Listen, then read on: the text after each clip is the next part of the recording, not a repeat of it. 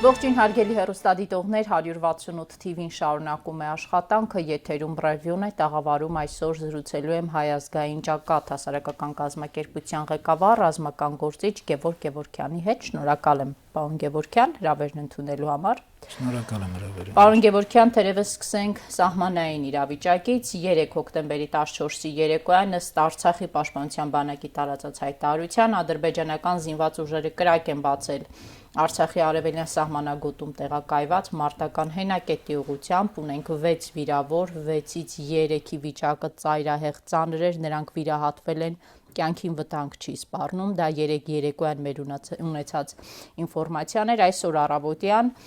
ըստ դարձյալ Արցախի պաշտպանության բանակի տարածած հայտարարության ժամը 9-ի դրությամբ ադրբեջանական զինված ուժերի ստորաբաժանումները կրակ են բացել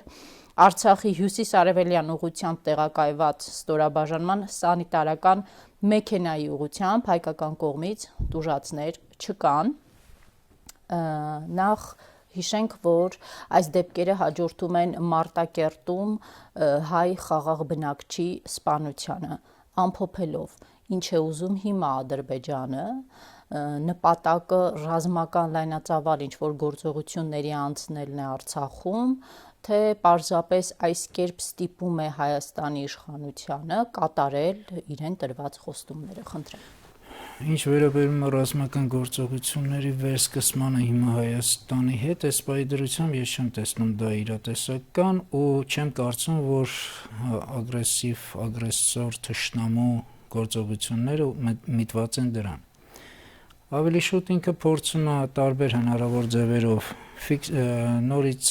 իր գերակայությունը այս տարածաշրջանում ֆիքսել։ Ինքը փորձում է խաղապահ զորքերի հետ կապված խնդիրը, որը իրենք ունեն, որ չեն ցանկանում Ռուսաստանի խաղապահ զորքերը լինելու։ Այո, մանդատը չեն հաստատել դա։ Այո։ Իրենք ուզում են ցույց տան, որ sense բարձ կոնկրետ թուրքը ուզում է, որ ռուսը գնա խաղապահ զորքերը։ Հիմնավորելով, որ ստեղ չկա արդեն Արցախի խնդիր, չկա Արցախի հարց։ Մենք այս հարցը փակել ենք, լուծել ենք,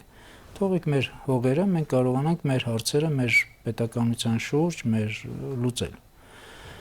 Ռուսը ուզում է ցույց տա, որ ինքն է ստեղ եւ իր ինքնաստեղի խաղապահը եւ առանց իր ստեղ տարածաշրջանում չի կարող լինի գործընթաց եւ ինքը կարեւորագույն դեր ունի։ Մեզ էլ օգտագործում են ոնց որ թիրախ։ Մեզ ոչ մեկ էլ բանի տեղ չի դնում, չի հարցնում, մենք ինչ ենք ուզում։ Այսինքն առավելապես ռուս խաղաղապահների դեմ գործողություններ, սա փորձում է Ադրբեջանը ցույց տալ, որ ռուս խաղաղապահը չի պաշտպանում։ Այդ թվում եւ ռուս խաղաղապահների դիմաց է այս գործողությունները։ Այդ թվում եւ գիտեք, եթե ասեմ, որ ուզում են ստիպեն այսօրվա այս իշխանությանը, իշխանազավթներին, որ նրանք գնան խաղաղության պայմանագրերին, դա իմաստ չունի, որովհետև սրանք իրենց ոտով են դրան գնում եւ շատ լավ մեկը մյուսին լրացնելով աշխատում են Ադրբեջանի նախագահը եւ սա շատ լավ իրար լրացնելով գնում են առաջ։ Փաստորեն արձանագրենք, որ եւ ռուս խաղաղապահին եւ Ադրբեջան-Ռուսաստան նաեւ ինչ որտեղ փոքրիկ այսպես ուժերի ցուցադրություն է տարածաշրջանում։ Ստեղից մեզ համար պետք է հասկանալ լինի հետեւյալը, որ ագրեսոր թուրքը, ագրեսոր թշնամին, ով կանգ չի առնում ոչ մի բանի առաջ, իր հետ խաղաղության գնալ, դա նշանակում է ստորագրել ինքնասպանության փաստաթուղթը։ Հիմա Փաշինյանի ինքնասպանության փաստաթուղթ է պատրաստում ստորագրել։ Այո, հայ ազգի ինքնափաստաթուղթ։ Իսկ իր դեպքում, անձամբ իր դեպքում ինչ է լինելու դա։ Իր դեպքում ինքը երկու տարբերակ է, կամ ինքը մտածում է, որ կմարսի, կամ մտածում է ժամանակը ցույց կտա։ Չի մարսելու։ Ես վստահ եմ, որ ինքը չի մարսելու եւ ոչ միայն։ Այդ դեպքում Արցախի 75%-ի կորուստն ինչ կերպ մարսեց։ Գիտեք, ես չեմ ուզում սա ասեմ դեռ կորուստ եւ չեմ ուզում ասեմ մարսել։ Մեզ համար կորուստն են մեր 5000-ից ավելի զոհերն ու գերավարված տղաները ու ընդհանրապես միջև մի քանի տասնյակ հազարի մոտ վիրավոր հաշվանդամ մեր ընկերները։ Եվ ընդհանրապես այս ցնցումները, այս Պսիխոլոգիչի այս ամեն process-ները, որ մենք ապրեցինք, սա է մեզ համար կորուստ, մեր տղաների կյանքն է կորուստ։ Բայց Արցախի հողերի հարցում ես դեռ չեմ համարում կորուստ, որովհետև ես վստահ եմ, որ այս իշխանազավթների հեռացումից հետո, եթե մեր երկրի ղեկավարմանը կգան ազգային ուժեր, պետական ազգային մտածողությամբ ուժեր, մենք ամեն ինչ ի վիճակի ենք լինելու հետ բերելու, որտեղ ի վերջո գոյություն ունի sense մի բան։ Մեկ դար պատմություն ունեցող պետությունը չի կարող խոսի 6000 տարի ազգի հողերի եւ սեփականաշնորհի իրեն։ Եվ ընդհանրապես, գիտեք, ինչ էլ ուզում է այսօր Ադրբեջանը խոսի, ինչ ուզում է ինքը ցույց տա։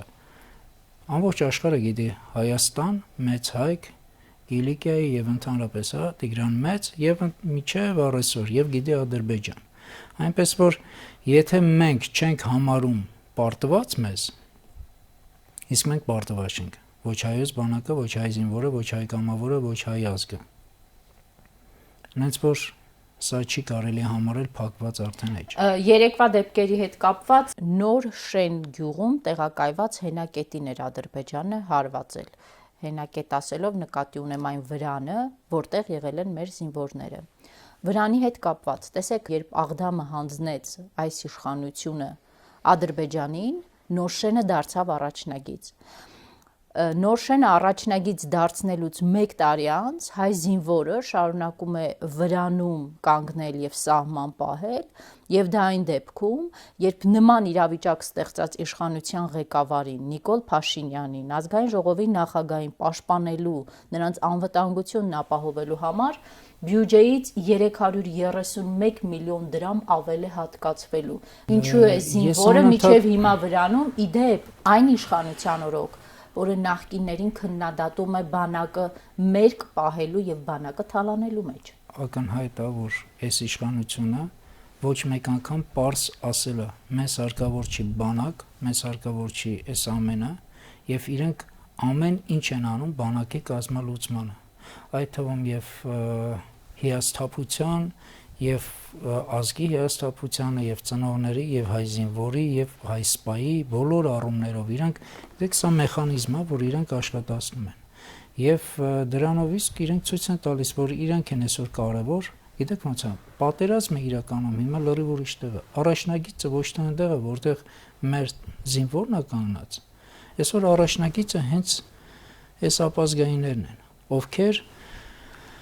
գրավել են մեր իշխանությունը։ Դրա համար իրենց շուրջ ֆինանս են ծախսում, որպեսզի իրենց անվտանգությունը ապահովեն, իսկ հայ զինվորի, հայ ազգի, հայոց պետականության, Հայաստանի Հանրապետության, հայ ժողովրդի անվտանգությունը ապահովելու համար զինվորին մատակարարել զենքով, զինամթերքով, հագուստով եւ ամենով, այսինքն այն ամենը, ինչ որ հարկավոր է զինվորի զենքով, իրենք դա կարևորագույն չեն համարում, դա երկրորդ երրորդական է։ Դրա համար եմ, երբ որ ես ասում եմ, որ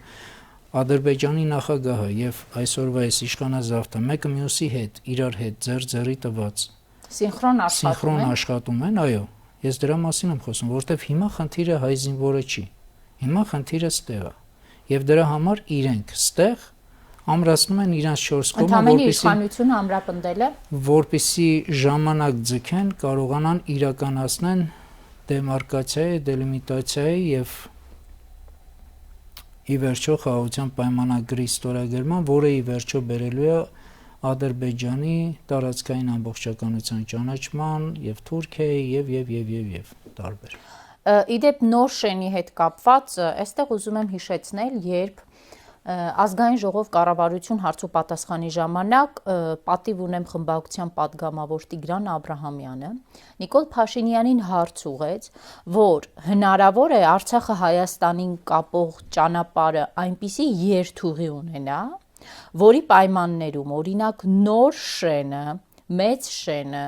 10, Աղավնո, Սույս եւ այլ գյուղերը անցնեն Ադրբեջանի վերահսկողության տակ, այդ ժամանակ Փաշինյանը падգամավորի հարցինի պատասխան ասած չի կարող պատասխանել, որտեղ ձեռքի տակ քարտեզ չկա։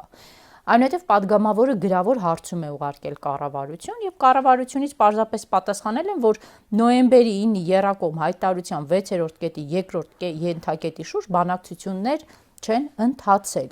Եվ հիմա նորշենում նման զարգացում ենք տեսնում, կապ տեսնում եք դուք։ Կառավարությունը պատասխանել է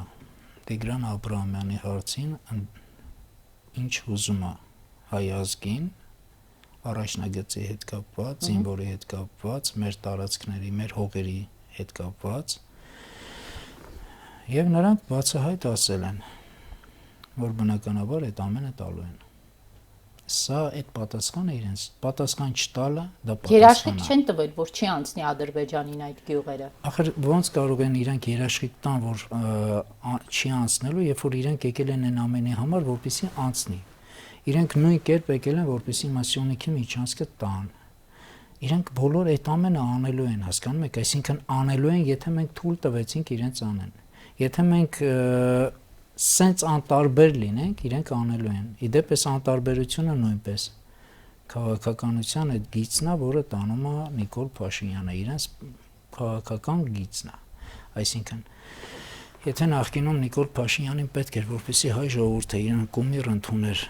ընդուներ, որ փրկիչն է եւ ինչ որ ինքը ասեր գնացեք ազգային ժողովը գրավելու, գնային գրավեին ազգային ժողովը, գնացեք այնտեղ էնի անեն, գնացեք այնտեղ էնի անեն։ Հիմա արդեն այս ամենից հետո ինքը շատ լավ գիտի, անկախ նրանից ինչքան կեղծիքներ ա եղել ընտրությունների ժամանակ, ինչքան փոքր հատված կա, որ դեռ կուրորեն հավատում է, որտեվ այդ փոքր հատվածը բոլոր ժամանակներին ա եղել, բոլոր իշխանությունների ժամանակ կա որոշակի հատված, որոնք կուրորեն վստահում են իրենց այդ ընտրյալին, հա, ընտրած ղեկավարությանը։ Հիմա էլ սրանը եւ պլյուս մնացած կեղծիքները ընտրական եւ դրա հետ միասին ինքը շատ լավ գիտի, որ այս ամենը միևնույն է ինքը չի կարող մարսի եւ ժողովրդին չի կարող ինքը արդեն նախկինի նման ուղղորդի ոնց ինքը ուզում է։ Դրա համար հիմա հարկավոր է մյուս պլանը։ Պլանը այն էր, որպեսզի լինի անտարբերություն։ Սա նույնպես կառավարելի քաոսն է, որը իրան ձեռ է տալիս։ Այսինքն անտարբերություն մարդիկ չեն ակտիվանում, пассив իրավիճակը իրենց համար ժամանակ է, որ այդ ընթացքում իրենք անեն իրենց գործողությունները։ Գալով ԱՊՀ երկրների ղեկավարների տեսակ կոնֆերանսին, պարոն Գևորգյան, Ադրբեջանի նախագահ Ալիևը երեք շատ կարևոր բանի անդրադարձավ։ Մեղադրում է Հայաստանին եւ Իրանին նարկոտիկի բիզնեսով զբաղվելու համար, ասում է 30 տարի Հայաստանը այսպես իր վերահսկողության տակ է պահել Ադրբեջանի ճանապարհը եւ Իրանի հետ զբաղվել է նարկոտրաֆիկով։ Ի պատասխան Նիկոլ Փաշինյանը դա ոչ թե հերքում է իր ելույթում, այլ ասում է, որ Հայաստանի եւ Իրանի իրավապահ մարմինները ակտիվորեն աշխատում են։ Այդ ուղղությամբ բացահայտումներ են անում։ Սա ինչով եք բացատրում։ Երկրորդը Ադրբեջանի նախագահն ասում է, որ Ադրբեջանում գերիներ չկան եւ ասում է ավելին, Ադրբեջանն առաջինն է եղած գերիներին վերադարձրել։ Նիկոլ Փաշինյանը ասում է, որ հայկական կողմն էլ է գերիների վերադարձրել, մինչդեռ հայկական կողմը վերադարձրել է մարդասպանության համար դատված ադրբեջանցիների։ Նորից բոլոր ձեր հարցադրումները եւ նրանց հարց ու պատասխանները մեկը մյուսի հետ, հա, հայտարարությունները նորից դա կազվույթ իմ խոսքերը, որ ասում եմ մեկը մյուսին փոխ լրացում են։ Իմանայեք, տարիներ այս ժամանակ 3 տարվա ընթացքում Ադրբեջանի նախագահ ինչ խոսում էր, սկսած Արցախի հողերից այդ հումքերի արտահանումը, երբ որ խոսում էր մեջիտների մասին, երբ որ խոսում էր իրենց պատմական, նորից եմ կրկնում, 100 տարի պատմություն, միդար պատմություն ունեցող պետությունը խոսում է 6000 տարի պատմություն ունեցող։ Այսօր եւս խոսեց եւ Փաշինյանից որևէ հակադարձում չստացավ։ Դրա մասին եմ ասում, նայեք, ինչ որ ինքը խոսում էր, նույնը խոսում էր եւ Փաշինյանը, այսինքն նույն մեսիջով, նույն հռետորաբանությամբ, նույն ուղղությամբ խոսում էր Փաշինյանը, երբ որ ասում էր թալանել են 30 տարի հողեր, էս են արել, են արել, են արել, այսինքն բոլոր ուղղվածությունները գնում էր սրան։ Փաշինյանը իրան Ադրբեջանի նախագահին չի երբեք հակասում, Ընդհակառակը նրա ասածը ինքը ստեղ հիմնավորում է, նրա ասածը ստեղ ինքը անում է։ Նույնն այսօր փաստացի մենք տեսանք ինչ տեղի ունեցավ ԱՊՀ երկրների հետ։ Մեծ մասը ելույթի նվիրեց խաղաղության Բայց դարաշրջանին։ դուք նայեք ինչ է ասում Ադրբեջանի նախագահը։ Ադրբեջանի նախագահը մեծ մեղադրում է այնպեսի մեղքերի մեջ,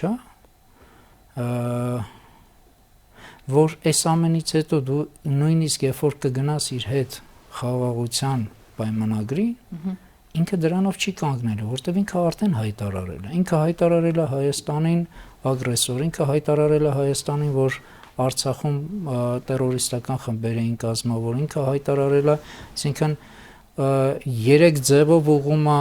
սլաքները Իրանի վրա, որ Իրանի հետ Հայաստանը եւ տերորիստական խմբավորումներ եւ նարկոտրաֆիկները եւ մնացածը, այսինքն Արցախի ճանապարհները օգտագործում էր դրա համար։ Ինչ նպատակով, այո։ Հա, ու հասկանում եք, ինքը բոլոր հնարավոր ճանապարհներով Հայաստանին դարձնում է այս տարածաշրջանի կոնկրետ վտանգը, կոնկրետ ամենամեծ չարիքը, եւ նրանք կարողացան այս չարիքին հաղթել ռազմական ուժով եւ այսօր բացահայտումներ են ըստ իրենց անում, իսկ այսօրվա մեր իշխանազավթը ոչինչ բնականաբար չի պատասխանում, ասում է, գիտեք, մենք այդ ձեր թվարկած նարկոտրաֆիկի հարցում նույնպես մեծ հաջողություններ ունենք։ Իրավապահ մարմինները բացահայտումներ են շատ ավելի բացահայտումներ են անում, քան թե դուք գիտեք։ Այսինքն հաստատում է նրա խոսքերը, հասկանում եք, ինքը պետական, երբ որ ասում ենք Նիկոլը պետական դավաճանը, սա պատահական խոսքեր չեն։ Սրա համար հարկավոր չի շատ ինֆորմացիա քաղաքական ունենալ կամ արտաքին կամ եսին գլոբալ քաղաքականությունից կամ չգիտեմ հասկանալ։ Միայն արդեն երբ որ դու տեսնում ես ինչ է ինքը անում, եթե չես ընկալում ինչա ներս է անում, գոնե հասկացի ոնց է ինքը դուրս է պահում թշնամի պետության հետ ոնց է պահում, դու հասկանում ես, որ ինքը հաստատում է, ամրապնդում է Թուրքիի խոսքերը։ Ամեն գնով ինչու է ձգտում գնալ խաղաղությանը։ Այսօր ելույթի մեծ մասը նվիրեց խաղաղության պայմանագրին, խաղաղության դարաշրջանին, ելույթի մեծ մասը նվիրեց կոմունիկացիաների բացմանը, Փաշինյանի կինը եւս առաջ է տանում այդ խաղաղության դարաշրջանի բացումը, հիշում ենք, չէ, պատերազմից առաջ էլ ինչպես էր զենքերը զարդերի վերածելու, այո, կոչերով հանդես գալիս,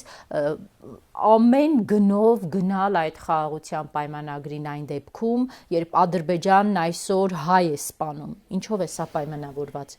Սյունիքի հանձնում Հայաստանի Հանրապետության վերջնական կործանում։ Երկրորդ փաստաթուղթը, որը ստորագրվում է, դա ստորագրվում է Հայաստանի Հանրապետության, նայեք, Արցախի խնդիրը թվացial իրենք փորձեցին լուծել, ինչքան կարողանում են լուծել։ Բայց Նիկոլ Փաշինյանը Պուտինի հետ հանդիպման ժամանակ ասաց, որ Արցախի հիմնախնդիրը լուծված չէ։ Մալադեց, այդքան կարողացավ ասի։ Շատ մեծ գործընթաց է, մեծ քայլեր են արել։ Գիտեք, եկեք Նիկոլի այդ, գիտեք, իրան նույնիսկ, նայեք, նույնիսկ Ռուսաստանի նախագահը ոչ մեկ իրան լուրջ ընդհանրապես չի ընկալում ու դուք կարծում եմ համոզվել եք բոլորդ։ Ոչ մի միջազգային ատյաններում Հայաստանը արդեն գոյություն չունի։ Ես նորից եմ կրկնում, Արցախում եւ ընդհանրապես Հայաստանում Հայաստանի սահմանին հային ոչ մեկ բանի տեղ չի դնում։ Խոսում են Ռուսաստանի հետ, Ադրբեջանը, Ռուսաստանը, Իրանը, բոլորը որոշում են մեր տեղը, մենք ինչ ենք ուզում։ Որտեղ մենք ոչինչ չենք ասում, մենք ինչ ենք ուզում։ Մարդը գնում է հանդիպման Ռուսաստանի նախագահի հետ ու սպասում են ինչ պետք է ասի Ռուսաստանի նախագահը։ Ժողովուրդ, եթե դու գնում ես մեկի հետ հանդիպման, դու ինչ-որ առաջարկ ունես, այնտեղ ինչ-որ պահանջարկ կա, ինչ-որ բանակցություններ կան, չէ, ինչ-որ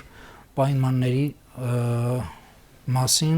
խոսակցություն կա։ Եթե դու գնում ես լսելու էլ ինչի համար ես գնում։ Դու կարող ես նստես տեղ Զախարովայի բերանով կլինի մեկ, ուրիշը բերանով կլինի, կասեն կամ ձեր օպերատիվ կապերով կանեք։ Էլ այդ կապիկությունները պետբյուջեի հաշվին ինչի համար է։ Ինչ է գնում մեկնում գալիս։ Ձեզ ինչի է դա։ Սա նորից եմ կրկնում ժամանակը, ժամանակի ձգումը, որտեղ Նիկոլը ցույց է տալիս։ Ինչ է շահելու այդ ժամանակը ձգելով Փաշինյանը։ Փաշինյանը չի շահում, Փաշինյանը անում է նա, ինչի համար ինքը եկել է։ Ինքը եկել է Արցախը ոչնչացնելու, որի մասին մենք խոսում ենք, եւ Հայաստանի Հանրապետությունը նույնպես կործանելու։ Արդյունքում ինչ է ստանալու։ Ես Նիկոլը չգիտեմ ինչա ստանալու, ֆինանսական թե ինչական, ինչ հաջողություններ է ինքը ունենալու, բայց ես գիտեմ, որ Հայաստանի քանի Նիկոլը դեռ իշխանությանը եւ էս իր թիմը Հայաստանի ամեն օրը հաշված է, հայ ազգի ամեն օրը հայ ժողովրդի հաշված է։ Մենք իրապես գնում ենք վիլայետ դառնալու։ Ու սա, գիտեք, արդեն այնքան ակնհայտ է, երբ որ նույն Պարսկաստանը լինելով մեր բարեկամ պետություն, ով որ նույնպես այս պահին իր շահերը համընկնում է մեր հետ, հա, սահմանի հետ կապված, նույն Պարսկաստանը արդեն ասում է, գիտեք, եթե սենց կշարունակեք, Արցախն ու Նախիջևանը նորից կվերցնենք մենք, որովհետև դա մեր հողերն էին։ Այսինքն ամեն մեկը ինչ որ հայտարարություն է անում, բոլորը հայտարարություն են անում, որովհետև եթե դու չունես քո խոսքը եւ դու չես ասում քեզ ինչա պետք եւ դու չես պատրաստ քոնի համար պայքարելու, քոնը վերցնելու, քոնի համար բանակցելու ու չունես այդ հստակ կայուն քաղաքական գիծը, ամեն մեկը քաշելու է Իրանը։ Վերջում մենք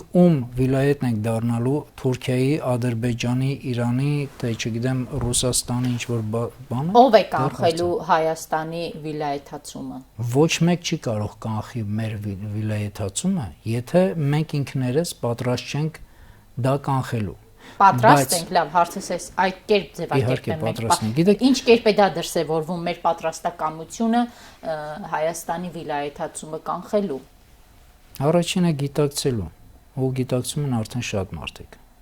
Այդ թվում եւ դուք եւ մենք բոլորս։ Ինչ կերպ են կանխում այդ դեպքում։ Իսկ ինչ կերպ են կանխում, կանխելու ճանապարհները նորից են կրկնում։ Ես էլի առիթ եմ ունեցել ասելու, որ Հայաստանում շատ շտապ պետք է ստեղծվի դիմադրական շարժում։ Եվ դիմադրական շարժումով մենք պետք է հստակ այդ բոլոր բաժանարար գծերը անդիմության եւ մարդիկ ովքեր դեմ են այսօրվա իշխանազավներին, այդ բոլոր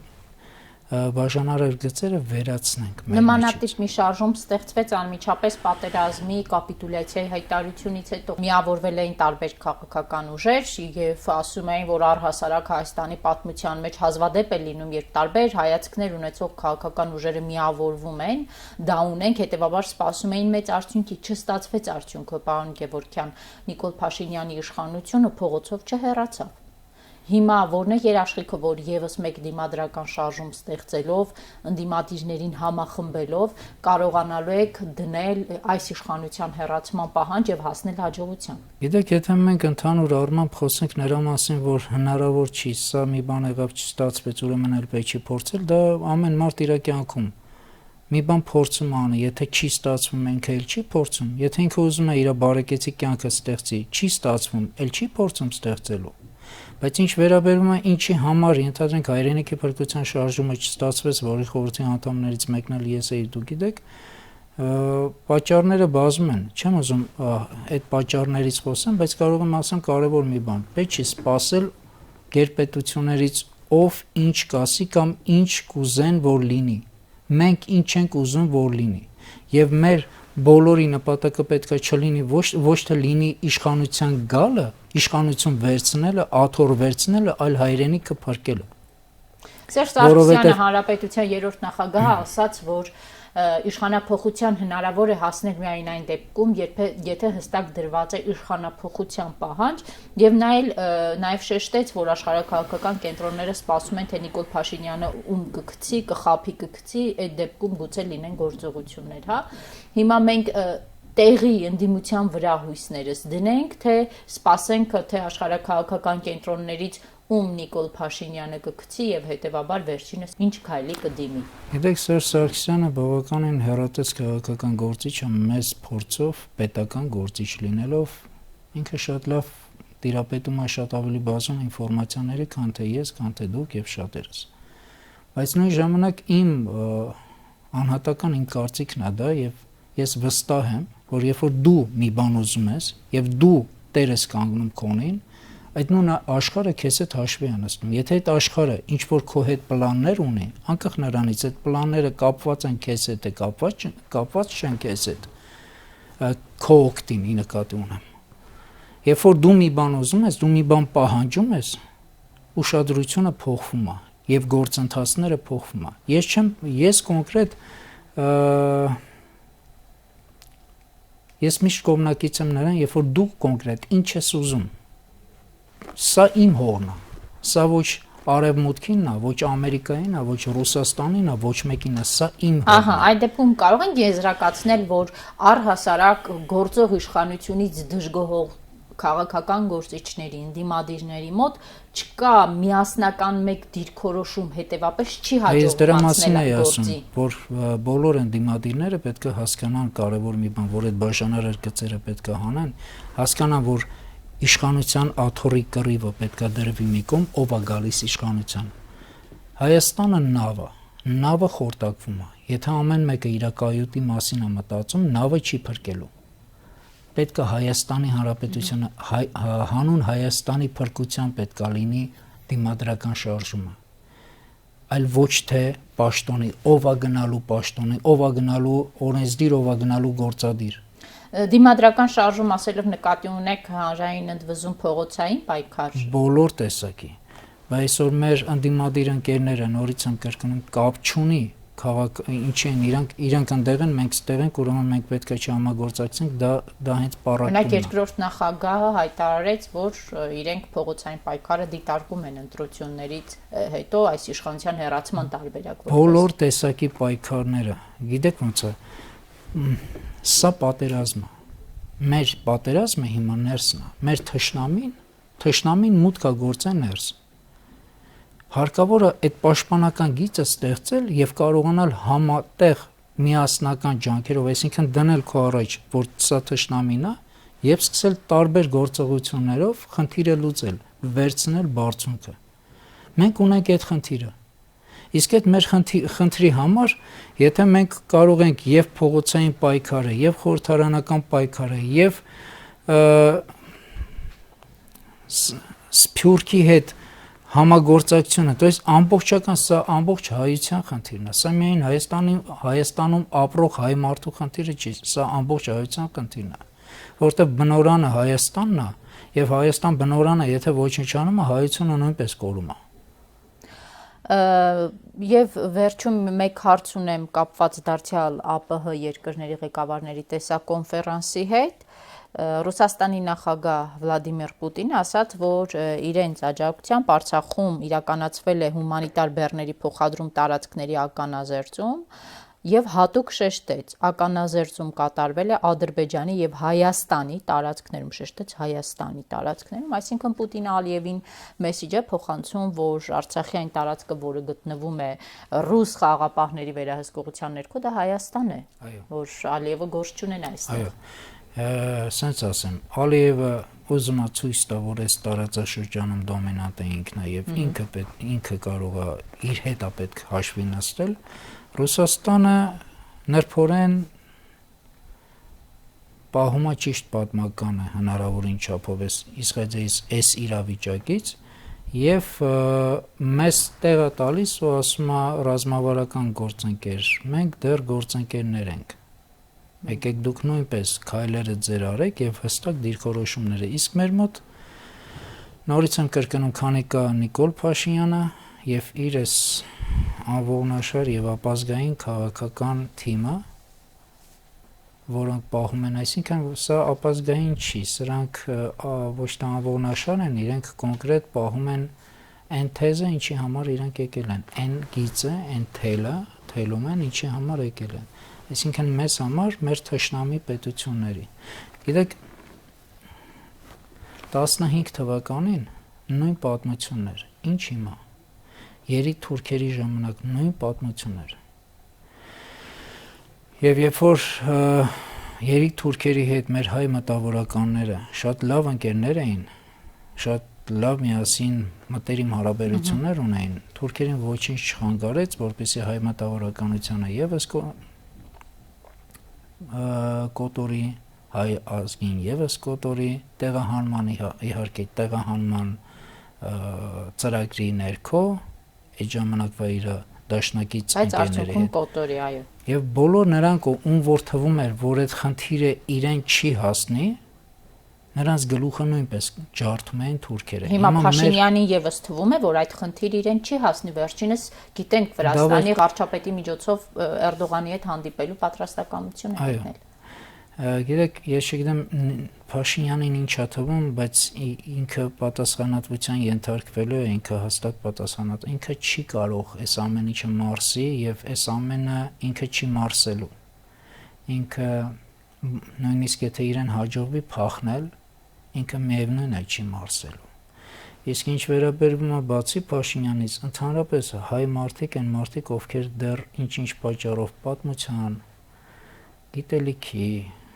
ներքին չարության, տարբեր բաների պատճառով դեռ չեն կարողացել կողմնորոշվել եւ անտարբեր են այս ամեն ինչին, նույն այդ անտարբեր մարդիկ, որոնք մտածում են սա քաղաքականություն չի, սա հայրենիքի փրկություն է, փրկում ես հայրենիքը թե չէ, փրկում ես ինքդ քեզ թե չէ։ Այդ բոլոր մարդիկ պետք է հիշեն մի բան, որ Թուրքի հետ իրենք խաղաղ չեն կարող ապրեն։ Հիշեն այդ 15 թիվը, հիշեն, որ թուրքերի հետ այն ժամանակ էլ նույն մտավորականները, մեր հայերը, ովքեր մտածում էին, որ ինքը շատ լավ հարաբերություն ունի։ Հիշեն Գրիգոր Զոհրաբին։ Դուք եթե հիշում եք, նույն ըստ պատմության ամսի 25-ին ապրիլի, երբ որ իրենք հանդիպում են, դրանից 2 օր առաջ Փաշան ստորագրել էր արդեն Գրիգոր Զոհրաբի ձերբակալությունը։ Բայց նրան թուշը համբուրելով Հուդայի համբուրն է, հա, կոչվում դա պատմության մեջ, ինքը դրանով իսկ միևնույնը ստորագրել էր արդեն մահապատիժը ստորագրել էր կոպիտ ասած։ Ու եթե կան դեռ հայեր, որոնք մտածում են իրենք խուսափելու են, կստացվի իրենց մոտ թուրքերի հետ լավ ապրել, թող մեր այդ պատմությունը թերթեն ու հասկանան, որ մենք անտարբերությունը նույն էլի դավաճանությունն է։ Այսօր անտարբերությունը, հայ մարդու անտարբերությունը երկրի ազգի պետության նկատմամբ դա նույն դավաճանությունը, ինչ անում է դավաճան այսօրվա իշխանությունը։ Շնորհակալ եմ, պարոն Գևորգյան։ Ձեզ նույնպես շնորհակալ։ Հարգելի հեռուստադիտողներ, հիշեցնեմ 168 TV եթերում ես զրուցում եի Գևորգ Գևորգյանի հետ, ցտեսություն։